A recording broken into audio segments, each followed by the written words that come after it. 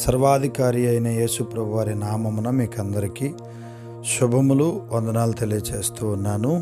ప్రియులారా, మీరందరూ బాగున్నారా అండి?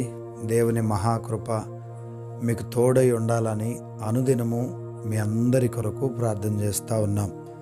ఈరోజు దేవుని మాట యోబు గ్రంథము 30వ అధ్యాయం 5వ వచనం.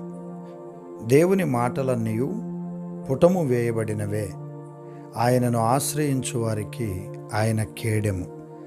దేవుని వాక్యం తెలియచేస్తూ ఉంది, మనం దేవునిని ఆశ్రయించాలి. ఆయన మాటలలో శక్తి ఉంది. ఆయన మాటల యందు విశ్వాసం ఉంచి ఆయనను ఆశ్రయించినప్పుడు దేవుడు తనను ఆశ్రయించిన వారి జీవితంలో గొప్ప కార్యం చేస్తాడు. అందుకని దేవుని వాక్యం ఈ విధంగా తెలియచేస్తుంది.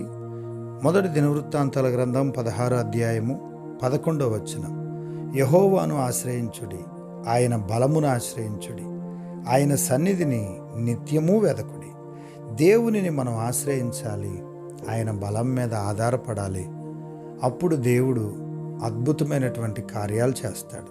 మనం ఎన్నో అనుకుంటాం, మన మనసులో ఎన్నో ఆశలు ఉంటాయి.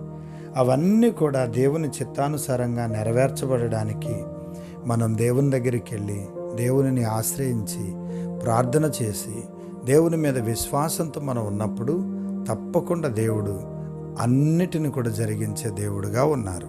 కనుక ఆ దేవుని కరుణాహస్తం మీకు మీ కుటుంబాలకు తోడై ఉండి నడిపించును గాక. ప్రార్థన చేద్దామా?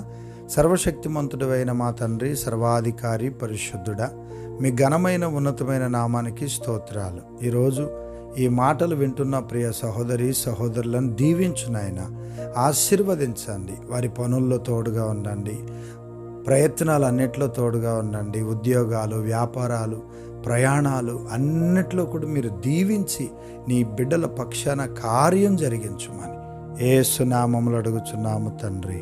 Amen, amen. God bless you అండి. దేవుడు నిశ్చయముగా మిమ్మల్ని దీవించును గాక.